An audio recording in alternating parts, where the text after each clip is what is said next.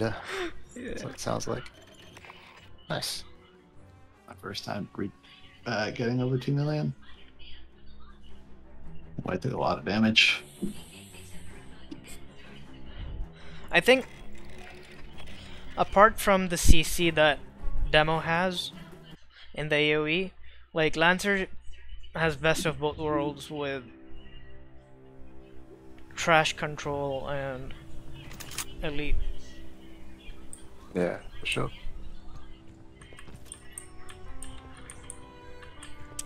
And thanks to Spike, because he actually gave me the confidence to use explosive weapons.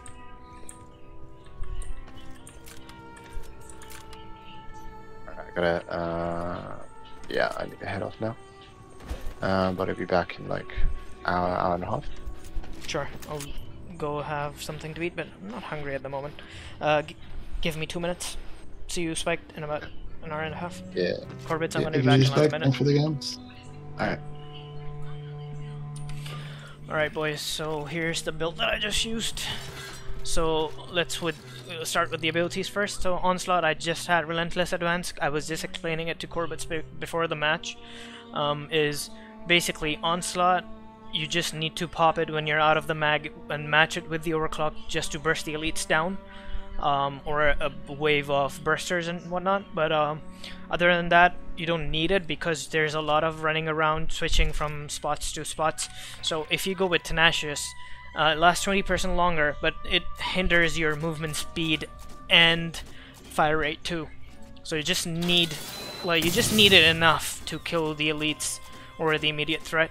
Other than that, you don't need it. So Relentless Advance on the Onslaught, Omniscience on Overwatch. With this, you basically do not lose all of your stacks as quick as without it, and basically even with moving around and all that, you will still keep your stacks up.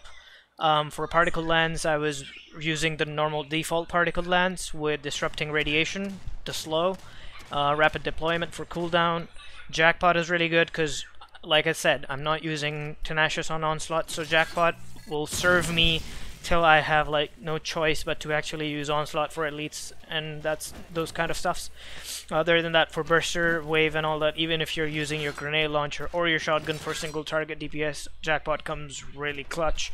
Hazard Seals, because a lot of Bursters and a lot of Spitters, especially the radiated ones, they just melt you. So Hazard Seals is a must-have. You can do without it, but this just helps a lot. Now finally, to the heavy weapon core perks, Demolisher Heavy training with Demolisher Heavy Mastery for fire rate stability, and Lancer Heavy Expertise for fire rate reload speed, so I got 30% fire rate on my grenade launcher with this.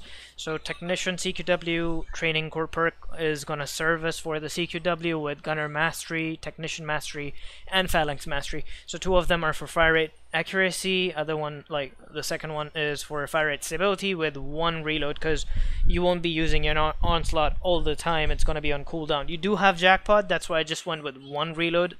Otherwise, I usually go with Tech CQW training, gives you reload with Phalanx Mastery, and I think that's Gunner Mastery, that gives you another reload. So basically 1 core perk with 4 2-slot perks, 2 of them for fire rate, 2 of them for reload. That's usually I go, but I've got Jackpot and I've got Onslaught, so I'm not considering going with another one.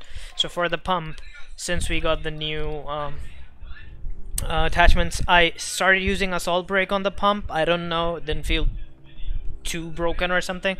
I went back to Boarded Compensator. I'm still happy with it, but I'm gonna still test Assault Break a little bit more to actually feel the difference, if it's worth it or not.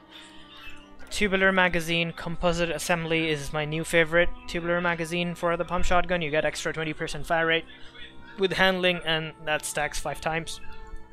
Hybrid Side has been my go-to for almost every weapon that I can pick it on. So that was the build for the pump, and then finally for the grenade launcher, going with Field Reserves for reload speed and max ammo. Just keeps you in the fight for a bit longer without going for the ammo box again and again. Barrel, obviously, polygonal rifling, that 20% fire rate with a 50% chance that enemies take 10% extra damage for 5 seconds. Within 5 seconds, the enemies that procced your polygonal rifling passive shouldn't be staying alive anyways. For the armature, it's the deep railed armature that I was using for reload speed and max ammo, and that concludes the build. Hope you guys like the run. If you guys liking the content that I'm bringing and working on and bringing for you guys, please, I hate to say it, but consider subscribing to the channel and liking the video. And that would be all. Thank you so much guys for today, and we'll see you next time on another video. Take care, stay safe, enjoy, peace.